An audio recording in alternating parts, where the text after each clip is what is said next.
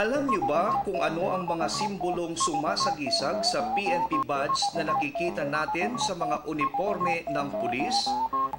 Ang badge na nakikita natin sa uniforme ng pulis ay sumisimbolo sa pagkakaisa ng buong hanay ng kapulisan.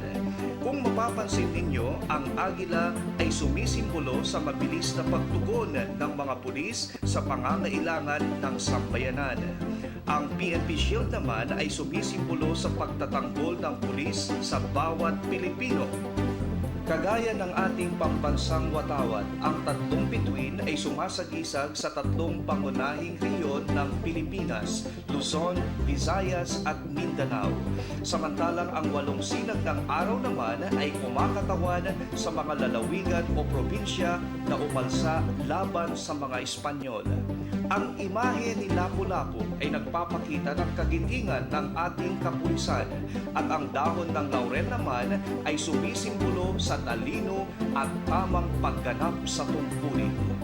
At bilang panghuli, ang katagang service, honor, and justice ay nangangahulugang dedikasyon sa trabaho, manilbihan na may integridad at ang pagbibigay ng pantay na hustisya sa mamamayang Pilipino.